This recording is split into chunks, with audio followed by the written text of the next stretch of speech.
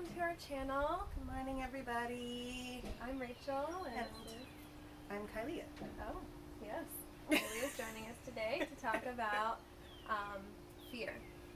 It's the topic today. Yeah. So, kind of basically what we want to kind of touch on is just how much subconscious programmings we have around fear and how much fear drives our actions and so much of what we do, and how to move more into coming from a place of love instead of a place of fear. So, we wanted to kind of touch on, especially right now, because with COVID-19, it seems like it's palpable. Like, you can really feel the fear, and it can be hard not to think about it.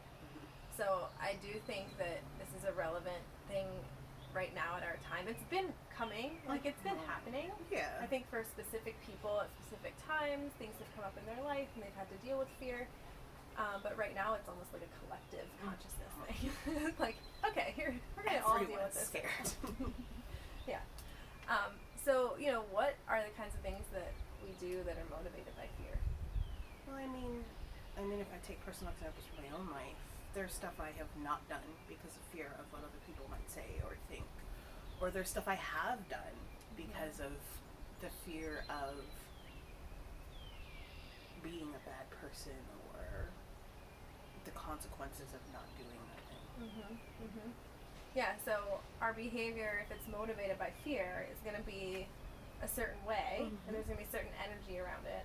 But if our actions are motivated by love, it's going to have a different feeling to it. Right? Well, even something as simple as like, okay, so this morning I wiped down the table. That just came because like I'm here, I saw it needed to be, and I wanted to do it. Yeah.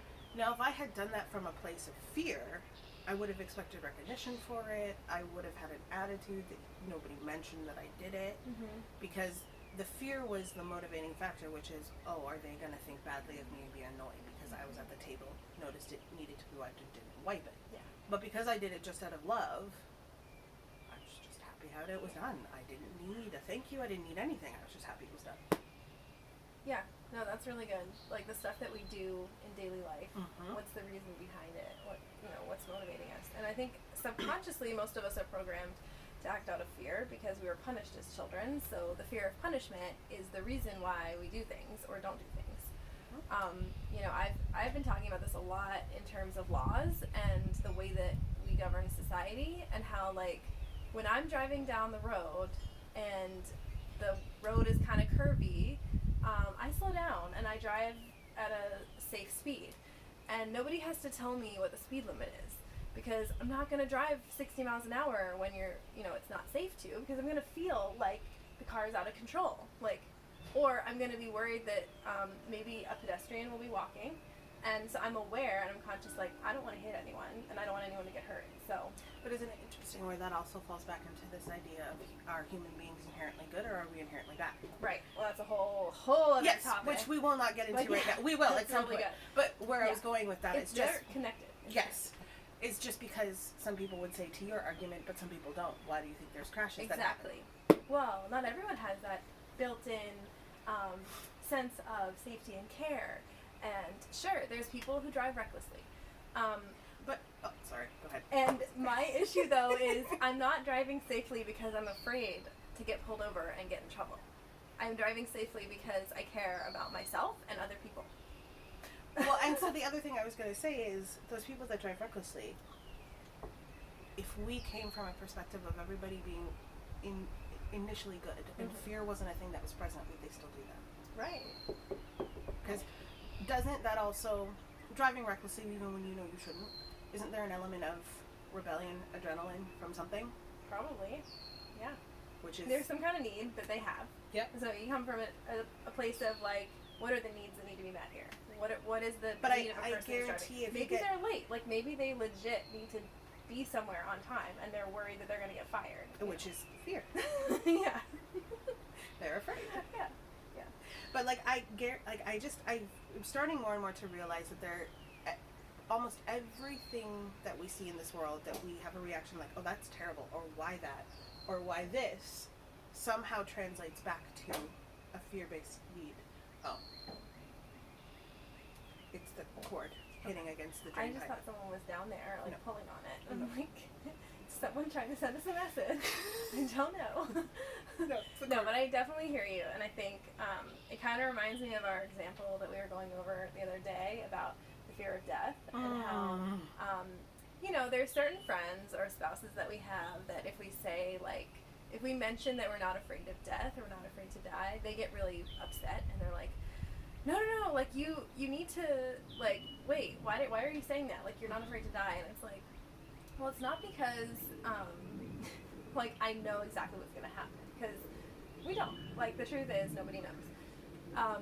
But I'm open to what's going to happen. So I'm trusting that the universe has it figured out, and my higher self has it figured out, and whatever happens is for my highest good, and that's it, and I just trust that. But what these people are worried about is that we are going to, because we have no fear of death, we're just going to, like, go out there and live and, like, be reckless and potentially die sooner because we're not afraid. So this is where you move into living at a place of love, because the answer to that question is no, I'm not going to do that, but not because I'm afraid. Because I love my life here, I love the people in my life, and I'm not ready to leave them. So I'm not going to do things to make that process happen faster. Mm-hmm. And it's not out of fear, it's out of love.